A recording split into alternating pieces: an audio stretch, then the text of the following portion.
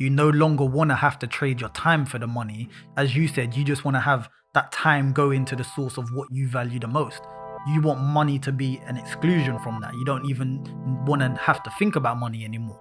So that's where we're thinking about being financially free. How do we then get to that stage where money is no longer an issue and we can realistically focus on trading our time for the things which we value most?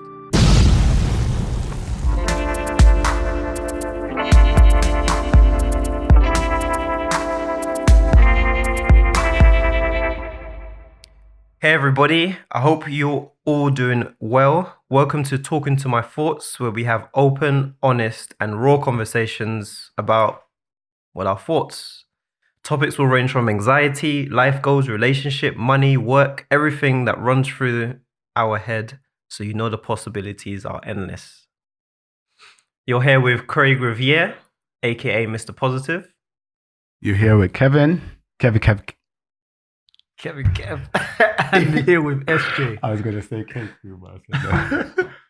Cool. All these AKAs out here. So today we are talking about, is money everything? I don't even know what to say straight away. Like, is money everything? To me, no. I'm just going to say no. Straight, money is not everything. Money, everyone thinks money makes the world go round, but to me, it doesn't. People do. That's my part. And straight away, I'm just going to say that's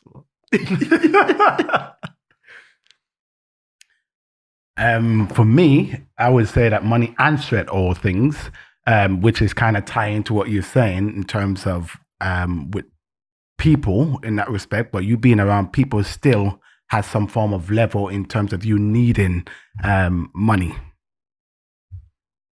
Cool.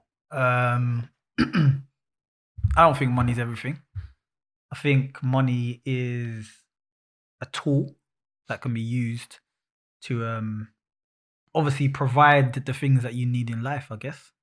So we'll kind of, we'll get into it a bit deeper when we obviously cover our voice notes, but that's my first little bit of chip in on that.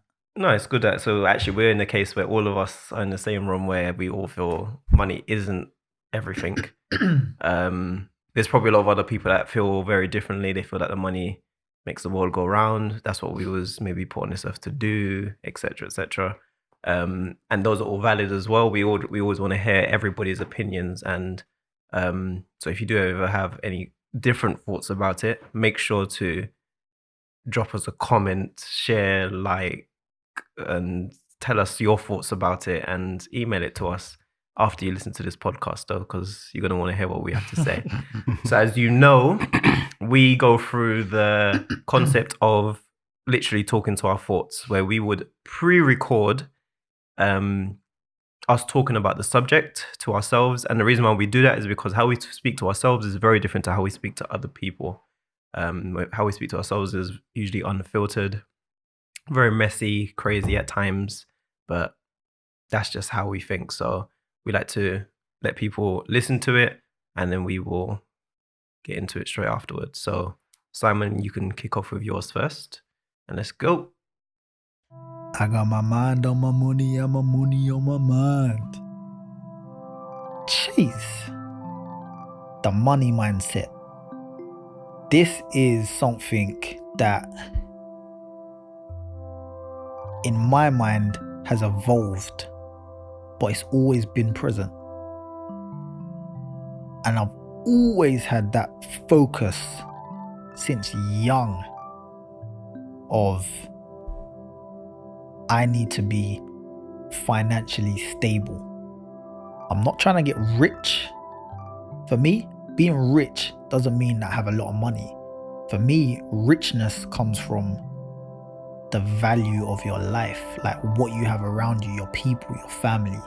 But when it comes to money, it's always about being smart, being financially stable, thinking about the long game, thinking about the future. When I was a kid and I used to get pocket money, I wouldn't even spend a penny of that. I'd always try and think of a way to get someone else to spend their money on me so that I could save my money, but then still have the things that everybody else has. I would save that pocket money, making sure, okay, if I'm going to buy something, I need to know that that thing that I'm buying is going to be of value. What's the end goal? What do I want to do? And I live by that. As I said, it's evolved and I've learned from it. I've understood how money works a little bit more. Taking the time, obviously, once I started working and earning money now, the first thing I started doing, saving. Again, thinking about the end game.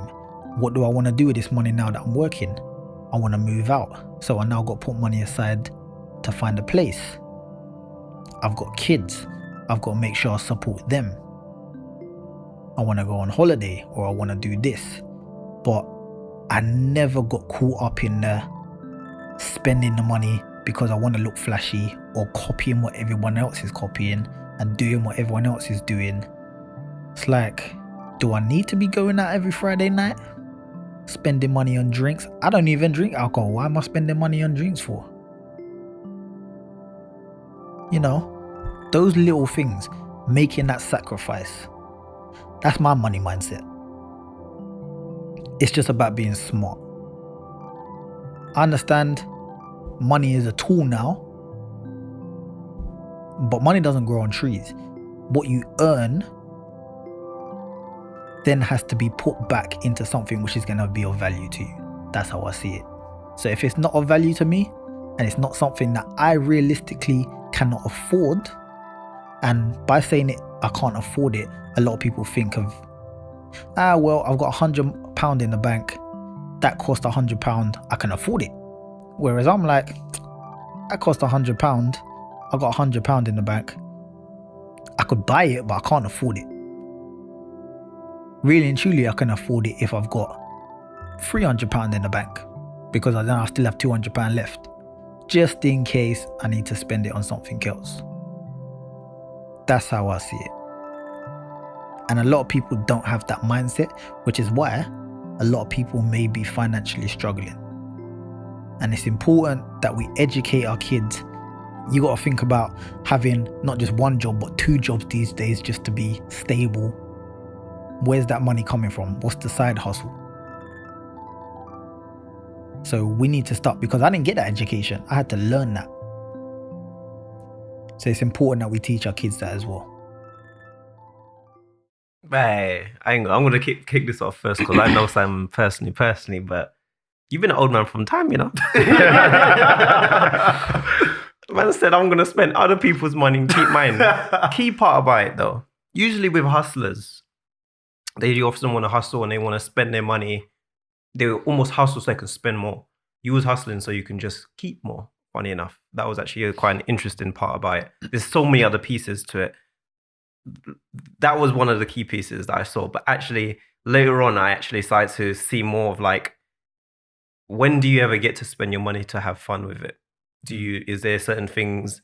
What are your vices? Like, you know, everyone has something. Maybe mine might be clothes or going. St. Lucia's not really that's more of an investment. But what is your vice? Like, there must be something that would make you want to spend more money as well. As like something that you know it doesn't really give you necessarily value, but you know it gives you a little bit of joy. I enjoy that. I have those little moments, but I mean, as you said, I've been old from young, innit? So my mindset is always, it's driven by what I can achieve down the line. Like, what's my end goal? Like, as I said, thinking about, I want to move out, I want to do this, I want to do that, I want to have a family and rare. So those things are not cheap purchases. Those things aren't just little things that you can just spend on. So those are the things that I've always thought, when I'm making this little bit of money, I need to put that aside so that I can then fund that or fuel that. Now, there are those little things, obviously, when you're young, like things that I need, even if I need a new pair of clothes, I'll go out and buy it. Or if I need to have, or even those times, because for me, value comes with, again, you know, I'm a family person, innit? So it's about spending time as well. So it's not just about spending money, but spending time. Sometimes if it's like, okay, the family's going out somewhere, or we're all going on a family holiday. Those are the little things I'll spend money on that is going to bring me joy, because it's not really the holiday itself that's giving me that joy. It's actually me spending that time with my family. So for me, if I'm honest, the things that give me a lot of joy don't really cost me a lot of money. It's more so, as I said, it's all about my family values, just the time is the most important thing for me, and sometimes you can't always put a price on that. It's just, it is what it is, isn't it? Those little other things, I don't even really consider them to be things that I would even focus on in terms of what am I spending on to feel happy about myself. Like, I don't know, I'll buy an Xbox or something. Or when I was young, I bought a GameCube, or I bought a Game Boy or whatever. Like, eventually those things kind of wear off, because after a while, and I've realized this as I grew older as well, is that those things that you spend on which you think are giving you joy are just, they're quite temporary as well. Like, and as I said, my joy comes from my time with people that I love, which doesn't really cost anything. So, yeah, I don't know if I answered your question where you're saying what are the things that you spend your money on to give you joy, but my joy doesn't come from spending money on things like going out and drinking or whatever. You did answer the question. The whole point was for me to, I think, especially some people that have like an older mindset or a hustler mindset from like young, it can often be a case where they almost always see life as hustling all the time. They almost never see the other side to actually, okay, to just have some fun. But as you said, actually the things you have identified, the things that you enjoy the most don't actually cost you much. And the other things that you may have spent your money on are kind of temporary, so you don't actually have to put much money into it, which is quite a key part. And the one key question I have for you before I pass, let Kev interject on that is like, if you didn't have to work and you didn't have a problem with money, what would you do? If I didn't have to work and I didn't have to think about money whatsoever, what would you spend it on? Are you talking about my time? What would I spend my time on? Yes, like if they had abundance of money, what would you spending it on then? If I won the lottery and I won like £120 million, what would I do right now? Money. And I've said this a lot of times, so I'm not even going back on it, is that probably the first thing I'll do is just make sure that me and my family is secure. So that's whether it's looking at housing, making sure that everyone's got their own property, like everyone's got enough money in the bank so that they're stable and they can do what they need to do. Everyone's got enough money to feed themselves, to clothe themselves, go on holiday, whatever. I know for a fact I'm going to have a lot left. Probably majority that I'll put towards investment and charity. Simple. So I'll make sure my family's taken care of. The rest I'll put into investments and the rest I'll give to charity. I don't need, as I said, for me, I don't need to be rich to have a good life. It's all about just making sure that you're stable enough that you can do the things that you want to do. If I get to a point where I don't even have to worry about money, or I don't need, I've won a lottery and I've got all this money that I don't need, I'll give it to the people that do need it. Nice. That's a very core value that you've had for a long time, which is obviously just driven the rest of your life. So that's good. Go on, Kev. You can basically comment on anything you feel, anything what you love. Heard from the voice note, what do you think? For me, in terms of when it comes to money mindset, right? I might be devil's advocate here.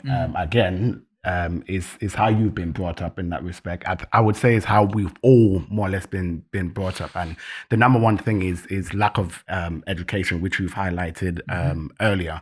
And for me, money mindset is more or less your attitude, is that overriding attitude that you have towards money, and understanding the key principles which is going to require for you to actually make certain decisions. Now, you said earlier in the sense of money don't what was your statement? You said money don't grow on trees. Money, not so much of money don't grow on tree, but it's more the case of money is not everything in that respect. But you also alluded to you saying that, for me, it's not always about money, it's about time. But when you're given that time, in some respect, indirectly, you're actually still spending money. So you would, by default, still need to have some form of money for you to actually spend time with your family. So the end goal, like you're saying, is for you to then be stable, right? What is the number one thing that we all desire in life? Is it not income for the future, right? So what are we going to be working for? You've highlighted, you've mentioned it, many a times. Oh, this is my goal. This is my goal. So, okay, your goal is going to require what? Is it not money? Right. So, again, it's all about these key disciplines that you would need to then put in place in order for you to then get there. But for me, I would still draw it down to that money answer it all things, regardless of how you put it. For me, if to say I know I want to spend more time, how am I going to spend more time? Obviously, if I'm working on a 9 to 5, I'm not going to get that time, to actually spend with my loved ones or the ones that I claim that I love in that respect. So that is going to have me then start thinking differently to say, okay, what can I do? Do I need to then start up a business? Do I need to kind of readjust the type of work that I'm doing so it allows me to then acquire a bit more time, but not losing the funds that I was already having? So, I mean, this is the balance here in that sense. But that's just my thoughts on it. So I'm glad you said, because I didn't want to say it as a third point because I would take up the whole time. But I was the part that I saw from Simon was, well, from the voice note, was that you wasn't necessarily talking about freedom in any sense. You actually never, you almost just accepted that this is what life will be, and you just need to be stable, and that's enough. You never actually talked about being free from a job or free from working, which will maybe require you to accumulate a lot of money to then be free. In a sense, you actually just, but then that's why actually the whole lottery, you talked about the lottery part, which is then that is freedom. So sometimes I always try to question that is your end goal, that is your utopia. Not even though it's not real utopia, but that's your utopia. Let's work backwards. How could you work to that utopia? How could that be real? And that's how I like to see it. Because everyone likes, that's not realistic. Like, what do you mean can't work and stuff like that? There's people out here that's not working. Yeah. Legit. There's people out here not working and they just living with more time. If time is the key component, what are you doing to make it more of it? But that actually kind of interjects back into my voice recording. So let's get into that straight away, and then we will kind of, let's put this all together, and then we'll get like a bit of, how does Kev see money? Kev see money. So we're going to get straight into recording. But is money everything, or is it not? Hell no, man. To me, money definitely isn't everything. And the way I treat it, same way. When I first started doing working, I actually started working when I was 21. I had the opportunity to be able to go through uni, etc. And when I actually started working, I was already saving straight away. My parents had already built their house in St. Lucia.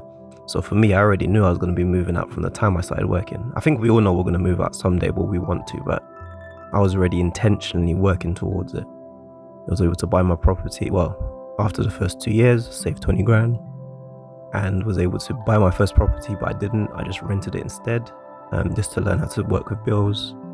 And then at the age of 26, I was able to buy a property properly, which is what I'm in now. But that's just through intention. And then from there, I worked as a web developer. I did 40 to 60 hours. I enjoyed it. I just killed it with work. I probably saved about 50 to 75% of my paycheck. Those were good days, boy. But then I kind of sacrificed my life. But I didn't see it as a sacrifice at all. It was like an intention, and then everything was going towards that. By the time I bought my property, then I started to take a bit more of a relax on money. So I started to say, you know what, how about I try to live a little bit more? See a bit more friends, spend a bit more, go and see a few things. Today, I'm blessed with the ability to be able to contract and go on holidays as long as 5 weeks to St. Lucia multiple times. Money just comes and goes, you know? I never really seen money as like, oh, this is what our life is supposed to be about. Like earning paper. That's stupid. Money is just a system, just like everything else that's around us. It's just systems. What is real is us. We're alive as people. Experiences. I always say to people that when you're like on your deathbed, you're not going to be thinking about how many zeros you had in your bank account. You're going to think about all the experiences you got to have. And yes, money can facilitate that. Actually, a lot of the experiences have nothing to do with money. Not really. I used to live by the saying, work hard now and live life later. As I got a bit older, I got a bit wiser, and I actually realized it's more like work hard now, live life later, but just remember tomorrow could be your last day. So live every day to the fullest. Because honestly, you don't know when it could be your last day. And yeah, accumulating money seems all good, and it is a good thing. You can buy things, get your property, etc. But you need to always be able to live. Even if that means spending a little bit more, treating yourself sometimes, having experiences, and do things before your time. So like traveling, people always think you have to go to other countries, travel to other cities, travel to other parts of your own country, take mini trips to parks and little places. When you want to buy clothes, like don't always think that you have to buy the latest clothes. Sometimes your clothes that you have is already good, your phone, etc. Find ways that you can invest your money in better ways.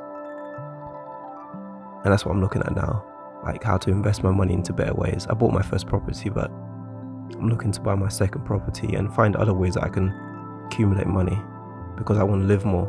I don't have to just keep working for the rest of my life. It's not, I don't believe we were put on this earth for us to just work 40 hours a week and that's it. We was here to do more. So I want to show people, and I'll show myself. So was that poetry? Jeez. Can I just... I'm bowing, guys, I'm bowing. Round of applause. I mean, you said a lot of, or I would say you said similar things to what I said, but you also said a lot of some of the things that I didn't say, but I still stand by as well. And I agree with, I'll just bring up a couple of points that you was talking about actually. When you obviously, one thing we touched on was talking about financial freedom and thinking about our time and thinking about experiences rather than just spending money in it. One thing I actually did want to ask you, just listening to that as well, when you was talking about, okay, so money is a means in order for you to then gain the things that you want to gain. And obviously you're talking about work hard, live life later sort of thing.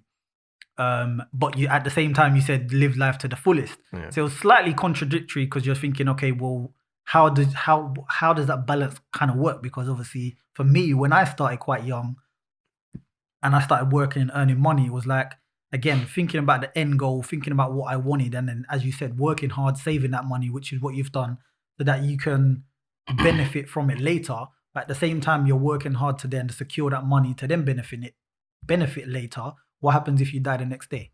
What was you working hard for? It's mad, isn't it? So I can see why some people may think, and some people live by that, to say, okay, I'm going to live life to the fullest now.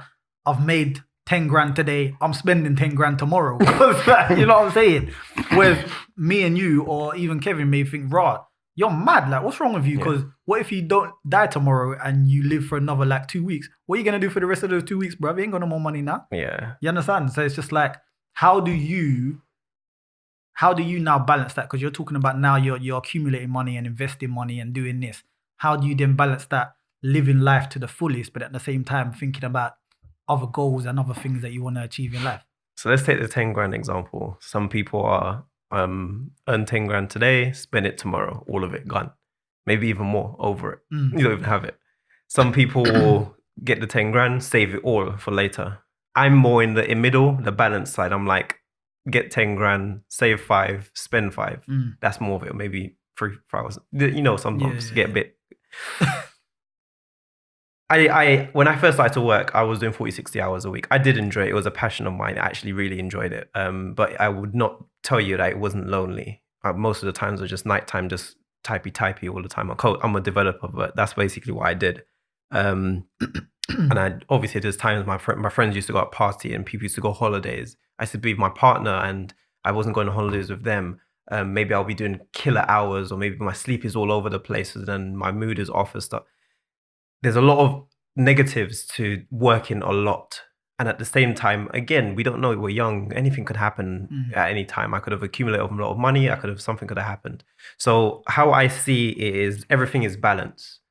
Yes, you can have an intention to want to grow and invest your money into certain things that really matter to you later on. But at the same time, the point of being able to live in the now is to understand there are certain opportunities that we need to just take as well when they come to us. For example, you said that when your family wants to go on holiday, or you know what, there's just a time when money's good, money's accumulating. Yes, I could probably save the 3 grand, but actually I could just spend the 3 grand. We could just have an experience together because you don't know what's going to happen. And that's the more like what I do. So sometimes I'm looking back at myself and we're still spending in the same way, very smart way. We're not looking at, oh, we have £100 in the bank. We're going to spend £100 in the bank. We say, you know what? We have £100 in the bank. We're going to make another 200. Then we're going to spend 100 and then we're going to live our life. So everything for me is balance. And that's for the rest of our life. All of our life is balance. You can't have too much good, can't have too much bad, can't work too hard, you can't play too hard. And that's how I try to balance it out. Sometimes we're off, sometimes we're not. So that's what I try to find out. And that's what I've got, is a bit of balance between the two. Yeah, that's the best way to explain it. Kev, what would you say to someone that, okay, we're talking about money isn't everything, yeah? Obviously, we've already kind of established or agreed that money is a tool and we kind of need it to then help finance the things that we do consider to be valuable.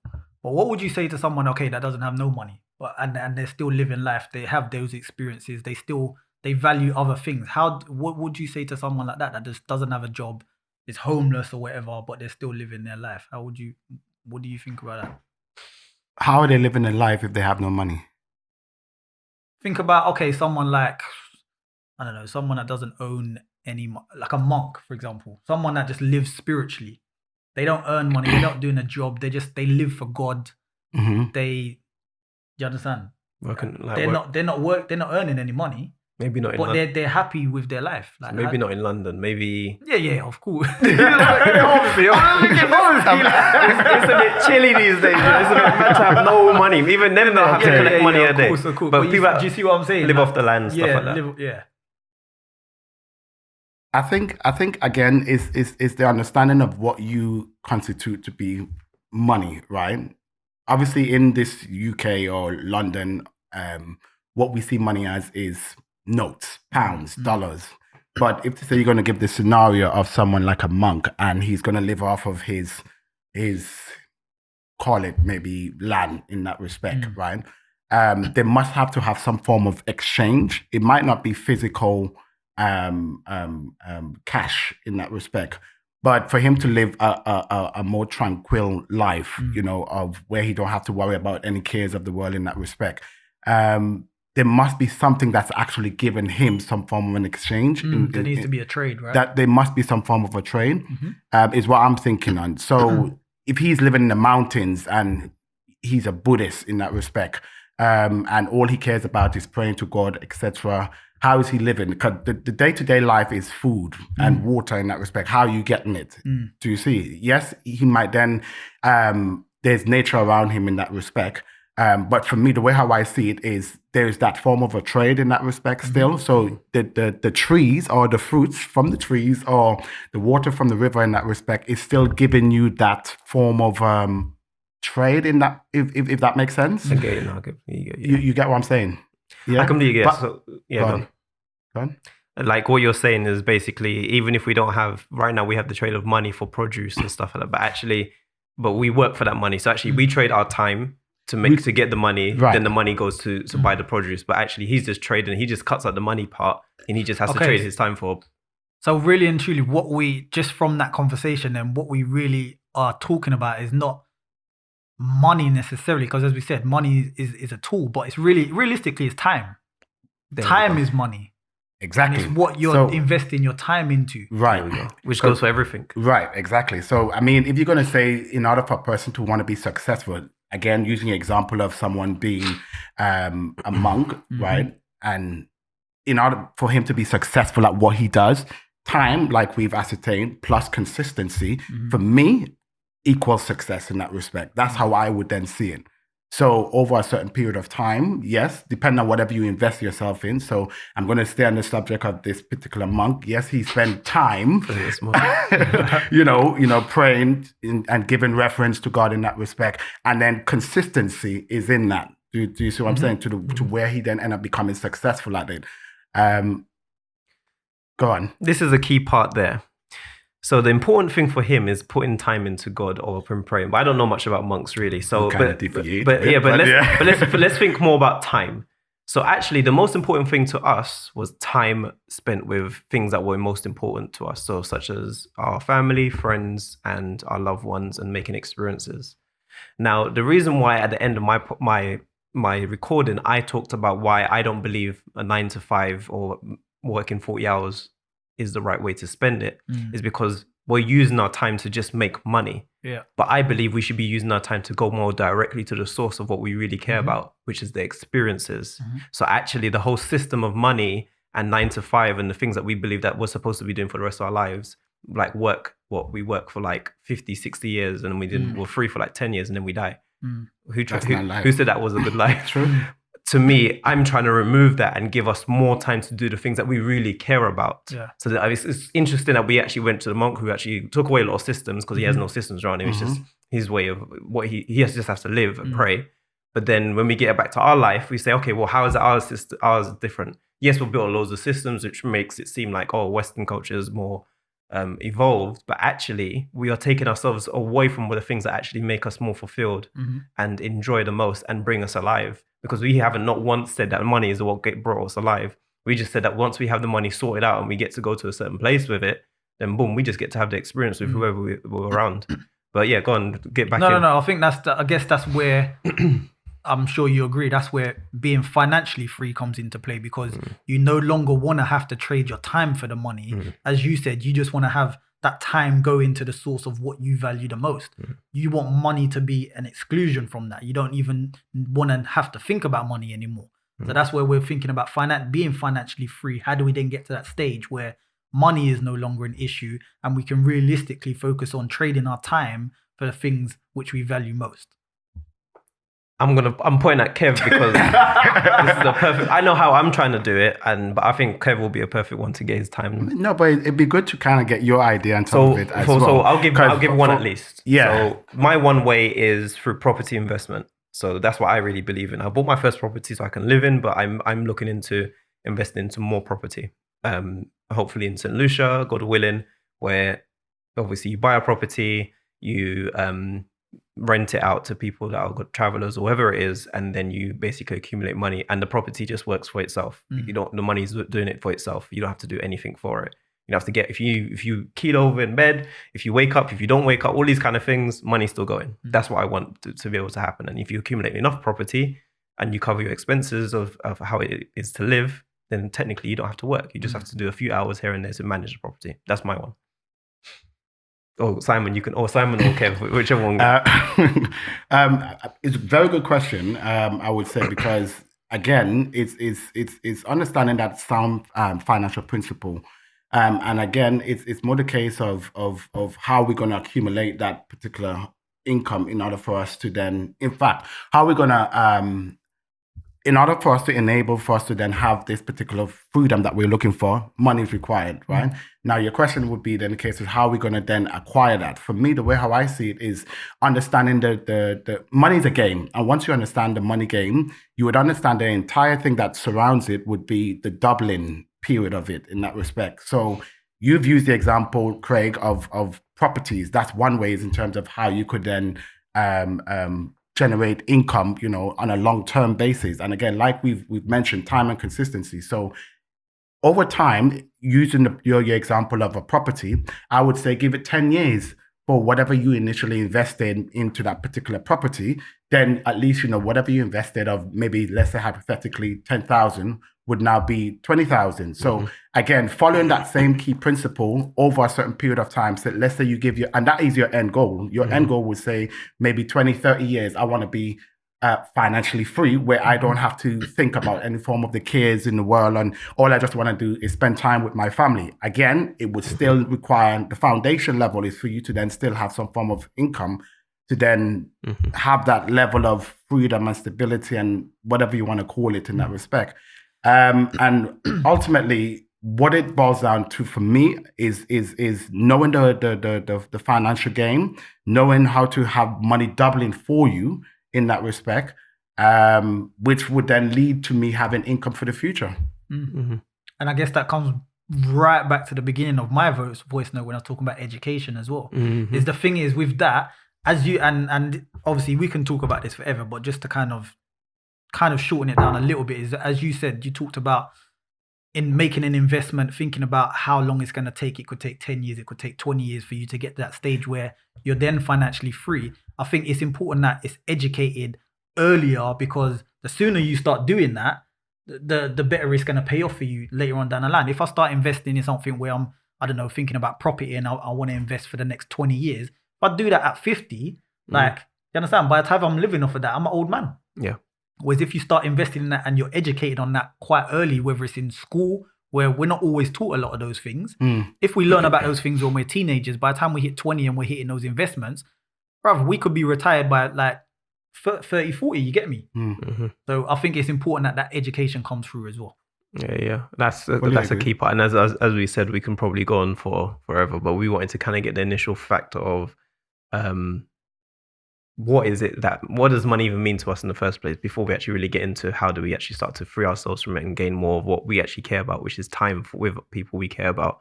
I guess like it boils down back to the topic that you guys mentioned, is that whole mindset, and is having people to have a appreciation of money. And majority of people don't appreciate money to the level that it should be. You've made mention of before in the past where you would live life to the fullest, or you would buy certain things just for your own gratification in that respect.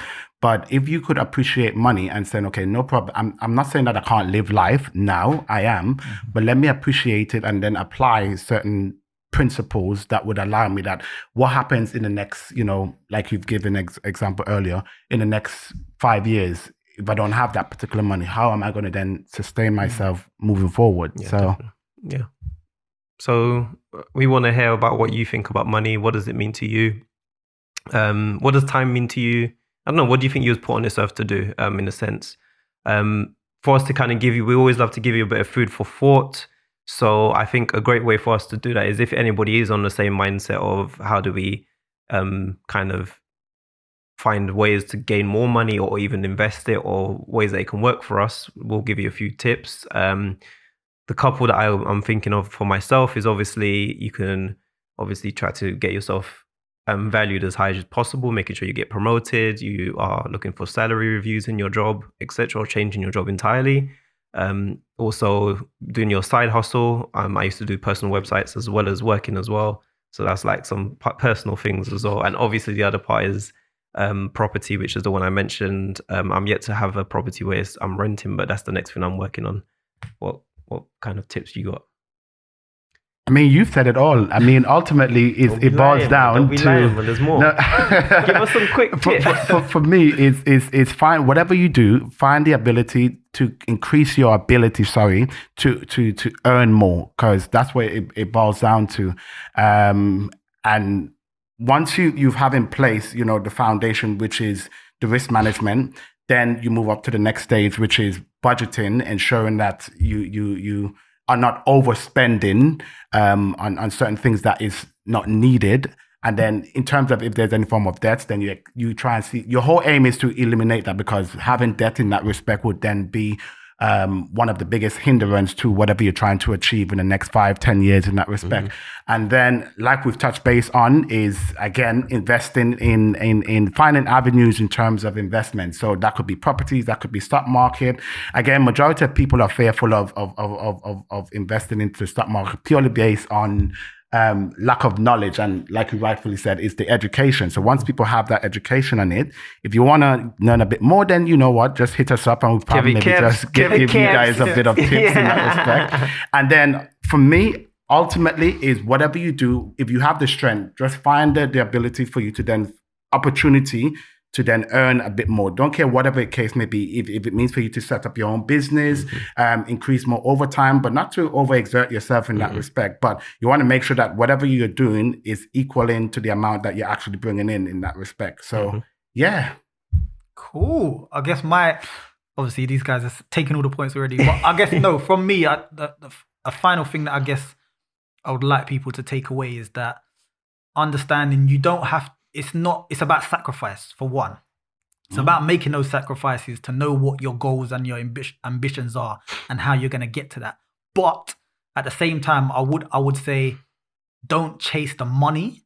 What you're chasing is realistically your time. You want more time back for yourself. You shouldn't be working like stupid amount of hours every single day trying to get that money in your pocket. Realistically, what you should be chasing is, how do I get my time back?